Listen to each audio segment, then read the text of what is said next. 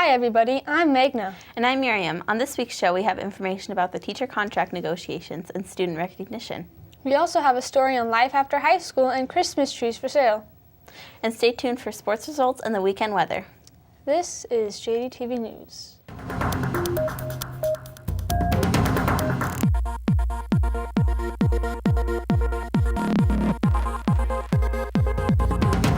Welcome to JDTV News. As most of you already know, teachers are negotiating their contracts with the school district. Calvin went out and found more about this topic and has the latest for us from the newsroom. Calvin? Thanks, Miriam. Juneau teachers have been working without a contract since this summer, and negotiations on the new contract are proceeding slowly. In response to this, starting on Monday of this week, teachers in the Juneau School District began working only their contracted hours and closing their doors at lunch to take their contracted duty-free break.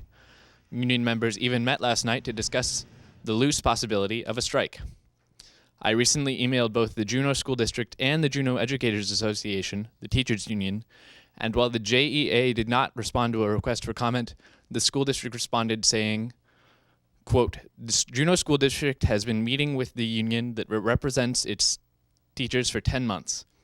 During that time, the parties have exchanged numerous proposals but have not yet reached an agreement. At this time, the district and the union have met in arbitration and will submit post-hearing briefs to the arbitrator on Friday, December 6th. The response is expected in January. As the district awaits the arbitrator's non-binding opinion, it continues to hope that a solution will be reached that doesn't compromise programs for students or jobs for employees." End quote. A possible strike could affect next summer vacation. Alaska state law requires that students be in school for 170 days each school year, and the current calendar has students in school for 171 days. So if the JEA did go on strike lasting longer than a day, those days would need to be made up, cutting into summer. Thanks for the information, Calvin. Moving on, tomorrow is CARES Super Saturday from 9 to 12. Students can come in and get help from teachers on specific subjects in preparation for finals week here at JDHS. Teachers will be in rooms 100, 102, and 104. Swim and dive teams will be selling Christmas trees on sale at the Fred Meyer's parking lot by the gas pump station Saturday, November 29th, and is continuing from Monday to Friday at 5 p.m. to 7 p.m., then again on Saturday and Sunday at 10 a.m. to 5 p.m. Noble Furs are $50 to $125, Grand Furs are $45 to $60, Douglas Firs are $30 to $40, and wreaths are $40. The November student recognition ceremony took place here at JDHS. Student recognition is where students who have done something that goes above and beyond the normal expectations are awarded for their work. It's recognizing from what I consider to be the point of most effectiveness. It's not the star, it's the everyday things that you do to make a difference in your lives and in your school. And then I've become to appreciate this more every single time I do this, and every time I do talk with people who give back to their community, because we are all part of a fabric that makes this the strength and the system that it is, that I'm very proud of.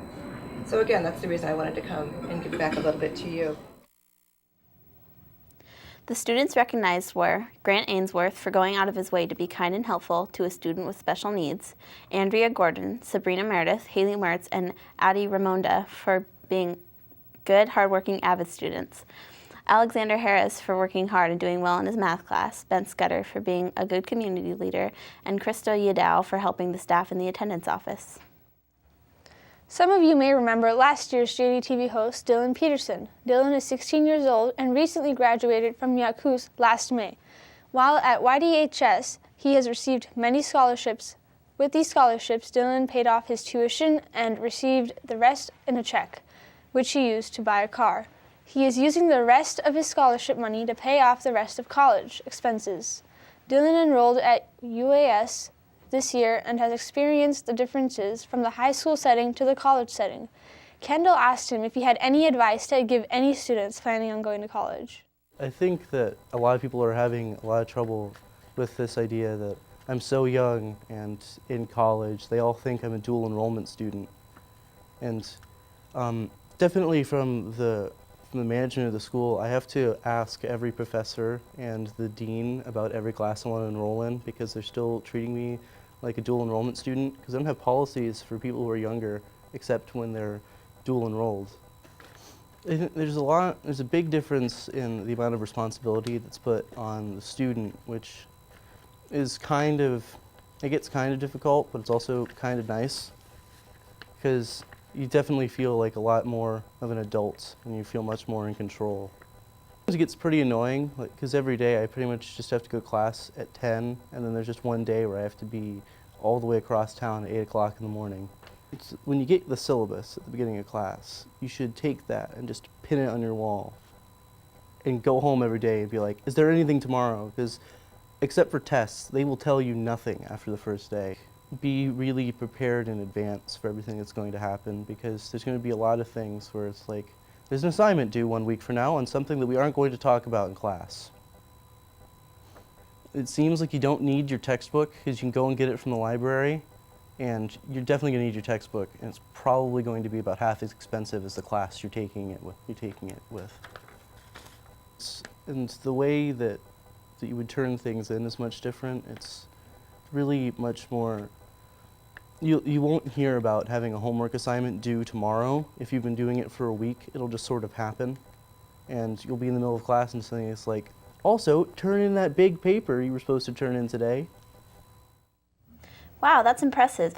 I hope that advice helped you if you were planning on going to college and helped you know what to expect. Now on to sports. Keegan? Thanks, guys.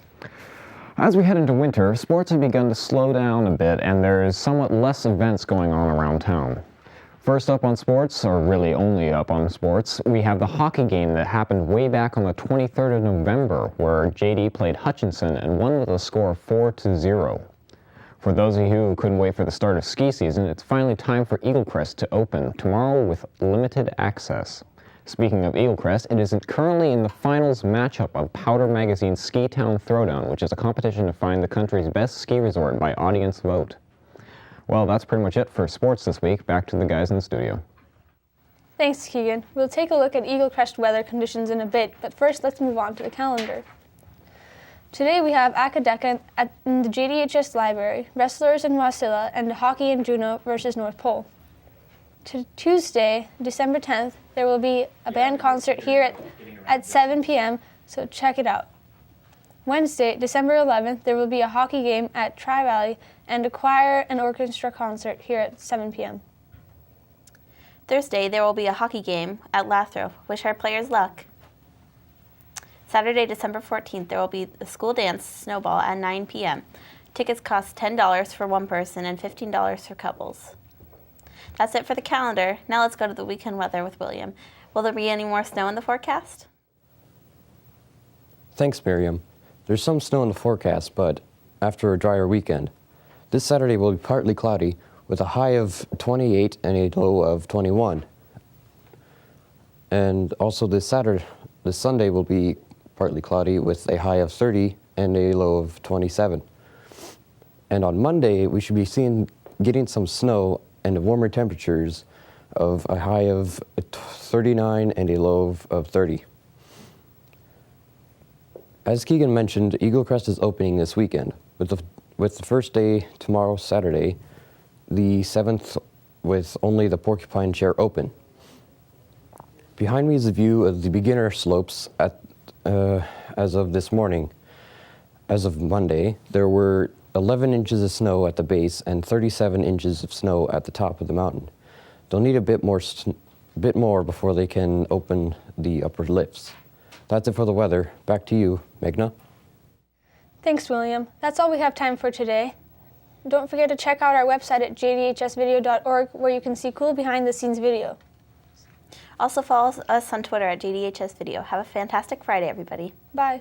Bye.